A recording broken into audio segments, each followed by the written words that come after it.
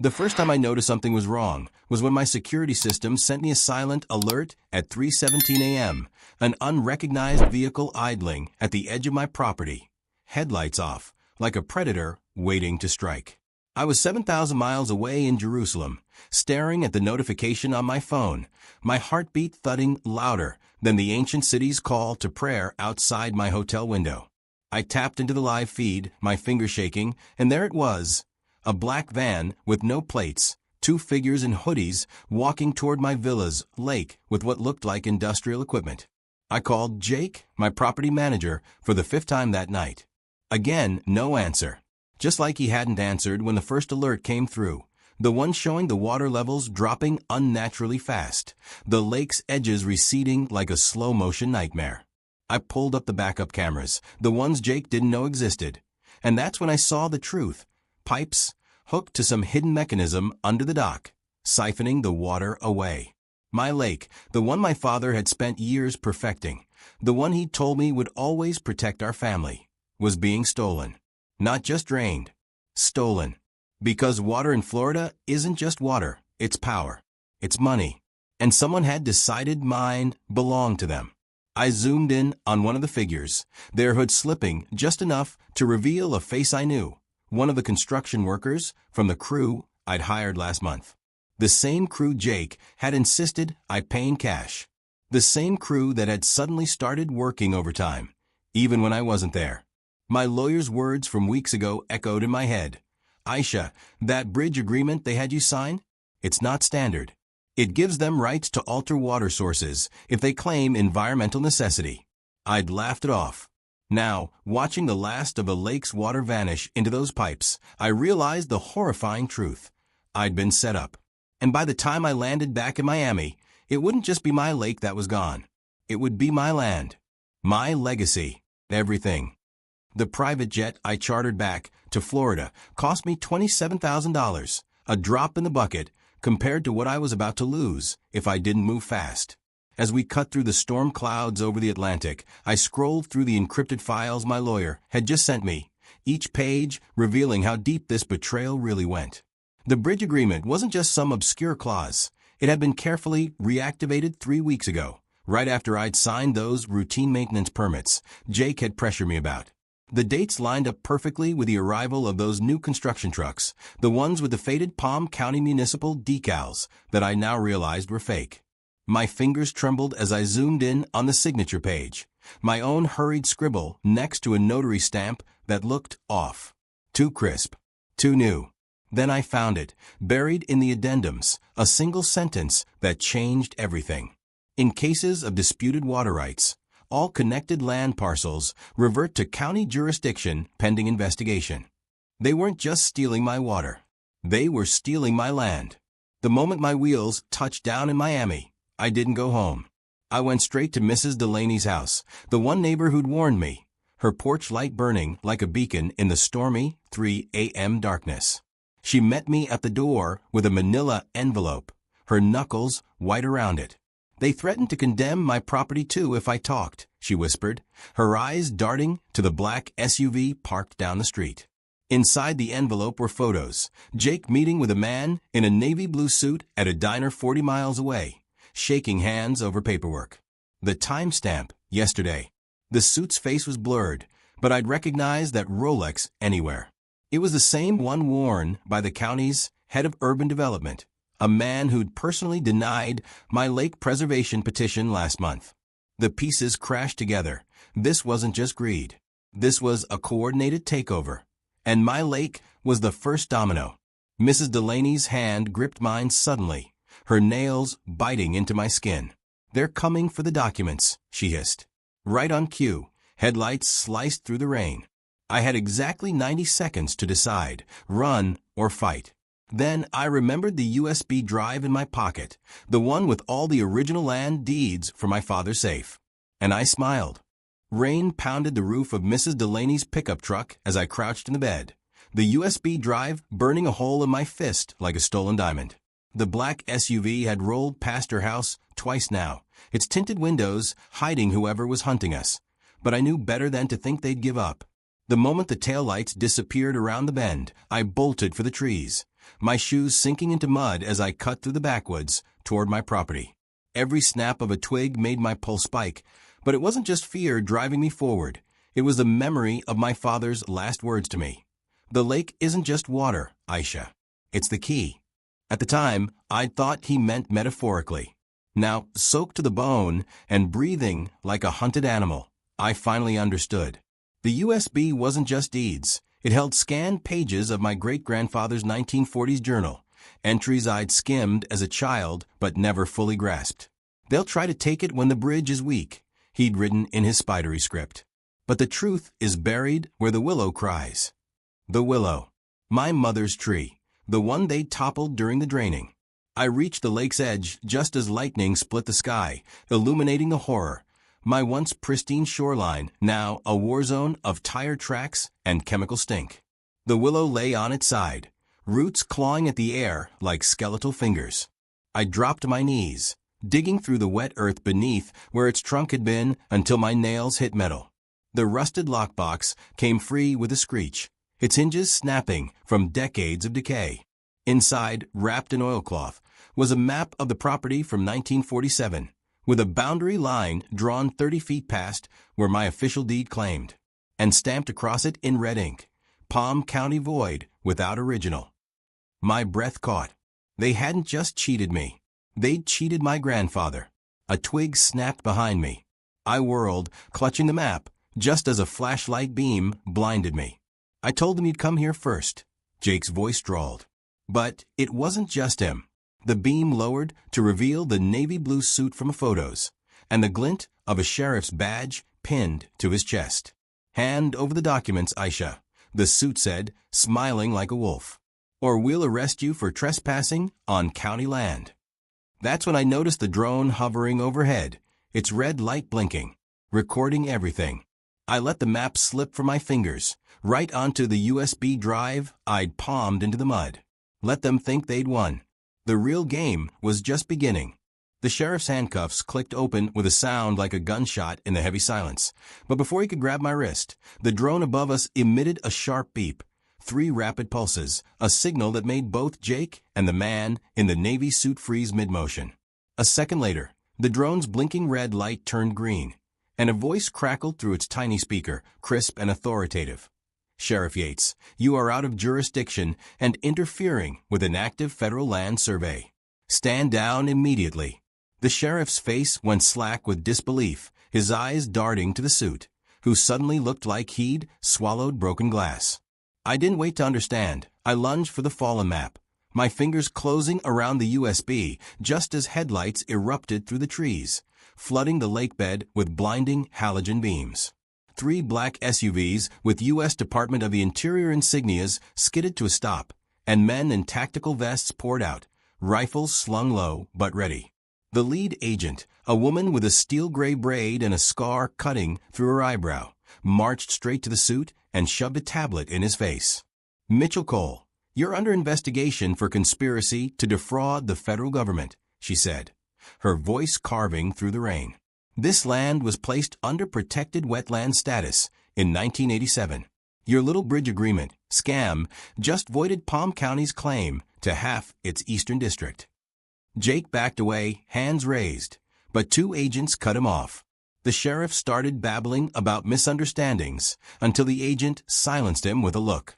Then she turned to me, her gaze dropping to the map in my hands. Miss Noor, your grandfather's 1947 survey matches our satellite scans. This lake was never theirs to take. My knees nearly buckled. All this time, the answer wasn't just in the deeds. It was in the dirt, in the layers of bureaucracy and buried regulations these men had gambled I'd never uncover. The agent leaned closer, her next words for me alone. Your father knew this day would come. He filed paperwork with us the week before he died. Behind her, the suits were being read their rights, Jake screaming about lawyers, but all I could focus on was the weight in my palm. The USB, the map, and now, the agent slipping me a folded note. I didn't open it until I was alone in the back of a federal SUV, watching my property lights grow brighter through the rain-streaked window. The handwriting was my father's. When they come for the water, show them the bones. And paper clipped to the note, A faded photo of my grandfather standing knee-deep in the lake, pointing at something beneath the surface. Something that glittered. The federal agents wouldn't let me near the lake for 3 days, not until their divers finished documenting the site, though the tight-lipped stares they exchanged told me they were hunting something far more specific than survey markers. I spent those sleepless nights in a borrowed Miami Beach safehouse, poring over my father's note under the glow of a salt-crusted lamp. Show them the bones. The photo of my grandfather haunted me.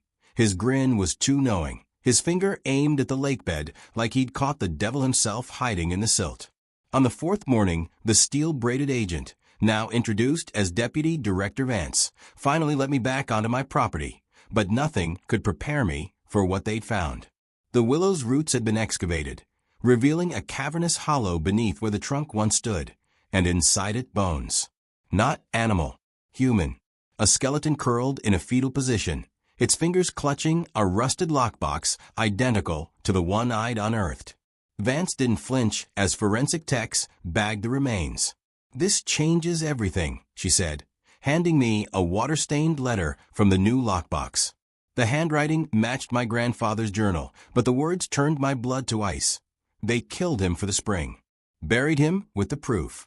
The water isn't just ours, it's healing. I nearly laughed at the absurdity until Vance led me to the drained lake center, where divers had uncovered a fissure in the bedrock. Even now, with the lake gone, water trickled up from it in a steady, shimmering stream. One of the agents dipped a canteen and handed it to me. "Drink," Vance ordered. The water tasted metallic, yes, but beneath that, an almost electric sweetness, like licking a battery dipped in honey. Within minutes, the chronic ache in my wrist from an old riding injury vanished. My head cleared as if I'd slept for days. That's when I noticed the black sedan parked beyond the police tape and the man in the crisp white lab coat watching us. The insignia on his lapel, a serpent coiled around a caduceus, matched the letterhead of the pharmaceutical company that had been trying to buy my land for years. Spring water with regenerative properties. Not a lake, a gold mine. And as Vance's radio crackled with news that Jake had escaped custody during transfer, I realized the bones weren't just evidence. They were a warning. The last landowner who knew this secret was murdered. And now I was the loose end. The pharmaceutical rep in the white coat was gone by the time I broke through the police line, but his scent lingered, a cloying mix of antiseptic and expensive cologne that made my stomach twist. Deputy Director Vance grabbed my arm before I could chase after him, her grip iron tight. "That's Ald Mercer," she hissed, CEO of VitaCure Pharmaceuticals. "Walk away, Aisha." But how could I? The puzzle pieces were slamming together too fast. The accidental drowning of a Palm County surveyor in 1989, the sudden push to drain my lake last month, the way Jake had always steered me away from this side of the property. I wrenched free and ran to the fissure, where the federal divers were now hauling up sealed drums marked hazardous waste. One had split open during retrieval, its contents spilling into the spring, a viscous, iridescent sludge that hissed where it met the water. Vance cursed and barked orders into her radio, but I was already snapping photos with my phone, zooming in on the faded label. Asterisk VitaCure, lot, #XC 1987. Disposal prohibited in municipal sites. Asterisk the date punched the air from my lungs. 1987. The exact year the feds had declared this land protected. I didn't need to be a scientist to understand. They'd poisoned the spring decades ago, buried the evidence under my family's lake, and now that the water was vanishing, they were scrambling to erase the truth. A hand clamped over my mouth from behind, yanking me into the reeds. I thrashed, elbow connecting with ribs, until a familiar whisper cut through my panic. "Stop fighting, you idiot. They're listening to us." Mrs. Delaney. The old woman's face was ashen, her floral housecoat smeared with mud. She dragged me deeper into the brush, then thrust a battered tape recorder into my hands. The tape inside was labeled Jake and Mitchell Boathouse, June 3. My fingers shook as I hit play. Jake's voice slick with laughter. "Relax, the old man's bones won't surface. We weighted the body with VitaCure's waste barrels. Even if they drained the lake, the chemicals will eaten everything but teeth." Then the suit Mitchell Cole. And the daughter? She's not as clueless as her father. A pause. Jake's reply made my blood freeze. She'll sign over the deeds or join him. Mercer promised creative solutions if she resists. The tape clicked off. Mrs. Delaney's knobby fingers dug into my wrist. They killed your grandfather, Aisha. And they'll kill you too if they realize this exists. She pressed a rusted key into my palm, the kind that opens safety deposit boxes. Your father left something for you at First Coastal Bank. Box 114. Go now. A shout erupted from the lake, Vance calling my name. Mrs. Delaney shoved me toward the tree line. And Aisha? Don't trust the feds. That woman's badge is real, but her loyalty was bought by VitaCure in '92. The revelation should have stunned me, but all I felt was cold clarity as I sprinted for my car. Every player in this game had been lying. Everyone except the dead. The key burned in my pocket like a live coal as I screeched into the First Coastal Bank parking lot, my rear-view mirror flashing with the reflection of a black sedan that had tailed me since the county line. I didn't have time for subtlety, not when Mrs. Delaney's warning about Vance rang in my ears like a death knell. So I slammed through the bank's doors with the wild-eyed look of a woman who might start screaming about bombs, and the manager took one glance at me before wordlessly leading me to the vault. Box 114 was smaller than I expected, the metal cold against my fingers as the lock clicked open. Inside lay 3 items. A vial of cloudy liquid with a handwritten label that read Original Sample 1987, a faded newspaper clipping about a Palm County chemical spill that never made national news, and a microcassette tape with my father's neat script. For Aisha, play this only when the water is gone. The bank manager coughed discreetly. Your father paid this box's rent 50 years in advance, Miss Noor. He said you'd come in a hurry when the time came. The blood drained from my face. 50 years? My father had planned for this before I was even born. I barely made it to my car before the tape was in the player, my father's voice, younger, tighter with fear, filling the silence. If you're hearing this, they've started draining the lake. VitaCure poisoned the spring in '87 after Granddad discovered its healing properties. They had him killed, then bribed officials to hide the waste barrels under our land. The spill was a cover. They've been leaching toxins into the aquifer for decades. The vial is proof.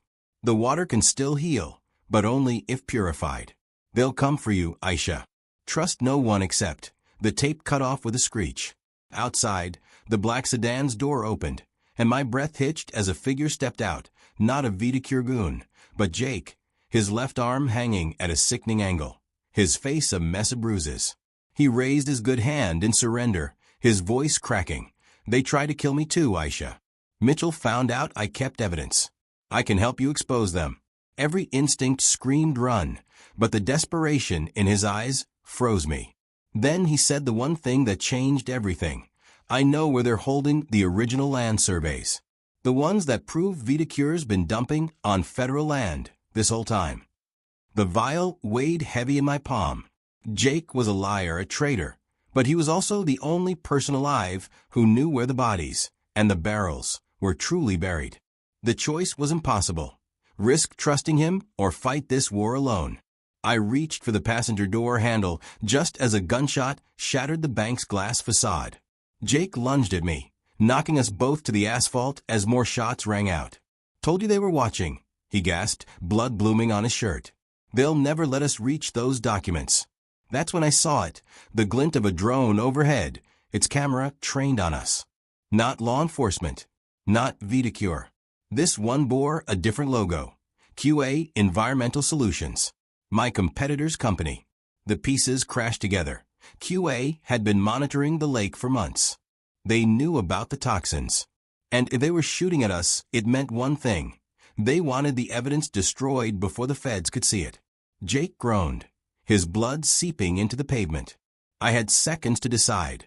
Leave him to die or drag him into the car. My fingers closed around his collar, just as the drone's whirring crescendoed into an ear-splitting shriek, the sound of its targeting system locking on. The drone's targeting laser painted a crimson between my eyes just as I yanked Jake into the car, his blood smearing across the dashboard as I floored the accelerator. The gunshots chasing us weren't from QA's drone. They came from the bank's roof, where a sniper in a QA-branded vest leaned over the ledge, his rifle flashing in the sunlight. Bullets spiderwebbed the rear windshield as I swerved onto the highway, Jake gasping beside me, his fingers fumbling with something in his pocket. "Don't trust Vance," he choked out, pressing a thumb drive into my hand. "Federal case numbers. Witness locations. My sister's." His head lolled back as the thumb drive screen flickered to life, displaying a single video file dated 3 weeks before the lake was drained. The footage showed a younger Jake in a QA lab hidden behind air vents, recording as 2 men in white coats discussed Phase 3 of something called Project Lazarus. "Once the lake's drained, we recover the 1987 batches," said the taller man, his face obscured by a surgical mask. "The new compounds need that original chemical base to work. And this time, we're dumping directly into the aquifer." The other man laughed. "Palm County won't know what hit them. By the time the first kids get sick, we'll be offshore." The video cut to a spreadsheet, shipment logs showing Vitacure toxins being transported to QA facilities under environmental cleanup labels. My stomach roiled. They weren't competitors. They were partners. QA wasn't just covering up Vitacure's crimes. They were expanding them. Jake's breath came in wet rasps as I skidded into a derelict gas station. "Sister got leukemia after swimming in the lake," he whispered. I joined them to find proof. The admission hit me like a truck. Jake hadn't betrayed me for money. He'd infiltrated them for revenge. The drone's whine crescendoed above us, closer now. I grabbed Jake's collar. "Where are the original surveys?" He coughed, blood flecking his lips. "Mitchell's boat. Marina 9. Keys in my boot." A shadow passed over us. The drone hovered directly overhead, its weapons pod rotating into position. No time to run. No place to hide. In that split second, I did the only thing left. I hit send on Jake's thumb drive, blasting the incriminating files to every news outlet and federal agency contact I had. The drone's laser pulsed red. Then, impossibly, a new voice crackled from its speaker, Vance's. "QA Drone Sigma 7. This is Deputy Director Vance with the DOI. Stand down immediately under federal order." The drone froze. A heartbeat later, it pivoted and fired, not at us, but at the sniper still perched on the bank's roof. His body crumpled silently. The speaker hissed again. "Aisha, listen carefully. QA's CEO is Alden Mercer's brother. This goes higher than we thought. Get to Marina 9. I'll hold them off." The drone zoomed away toward new targets. Jake's fingers went slack in mine. His last words were almost peaceful. The boat's name? Reckoning. I pressed his eyelids shut as sirens wailed in the distance. The war had just turned. And for the first time, I had an army, Vance, the feds, and now the world watching. But as I sped toward the marina, one horrifying thought eclipsed all others. If QA was willing to murder to protect this secret, what would they do when they realized the original toxin samples and the cure were in my possession? The stench of diesel and rotting fish hit me like a wall as I sprinted down Marina 9's warped wooden docks, the vial of original toxin bouncing against my chest in its makeshift pouch. Moonlight bled through the clouds, glinting off the Reckoning's peeling hull. A 40-foot fishing boat that looked abandoned, except for the fresh boot prints leading below deck. I hesitated, Jake's blood still crusted under my nails. This was too easy. No guards. No cameras. Just the lapping of polluted water against the dock and the too loud creak of the boat's ladder as I climbed aboard. Below deck, the stink of chemicals replaced the sea air, burning my throat. Mitchell Cole's office was a nightmare. Walls papered with satellite images of my lake, a corkboard strung with red yarn linking Vitacure execs to government officials, and at the center of it all, a steel briefcase bolted to the floor. The combination lock took 12 seconds to crack. Inside lay two things. The original 1947 land surveys proving the spring fed into federal wetlands, and a chillingly modern device, a canister with a digital timer counting down from 2 hours, 14 minutes, and 59 seconds. The display pulsed red, casting hellish shadows over the schematics taped beside it. Palm County's water treatment plants, each marked with QA's logo and a drop of red ink. My hands shook as I traced the tubing diagram. This wasn't just a toxin. It was a delivery system. The canister's contents would backflow into the county's pipes at midnight, bypassing filters. Thousands would drink it before sunrise. I fumbled for my phone to call Vance just as footsteps thudded overhead. Not the heavy tread of federal agents, the quick, light steps of someone who knew the boat's weak spots. A shadow filled the doorway. "I knew you'd come," said a voice like ground glass. The man from the diner photos, Mitchell Cole, blocked the exit, a pistol dangling carelessly from his fingers. Jake always had a martyr complex. But you.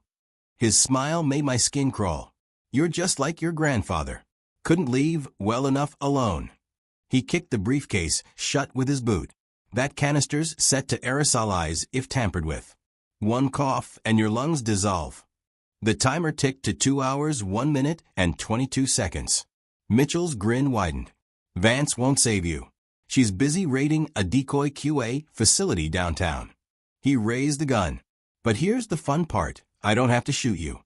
The moment that toxin hits the water mains, every soul in Palm County becomes a witness VitaCure can't silence, including you."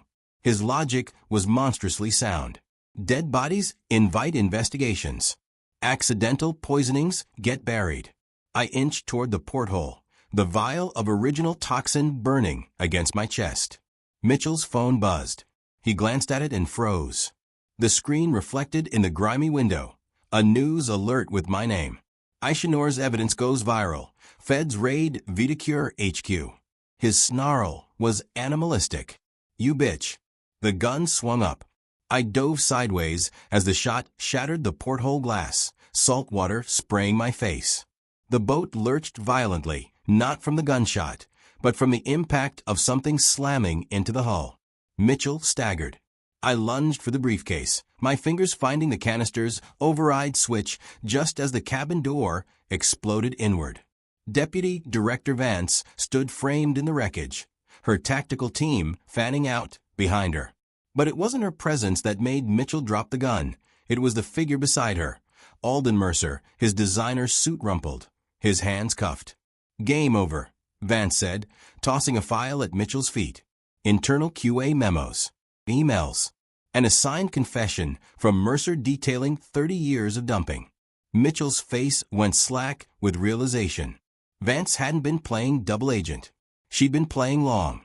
The canister's timer hit 01:59:59 and froze. Mitchell lunged for the gun. 3 shots rang out. He crumpled, his blood seeping into the same floorboards where he'd plotted genocide.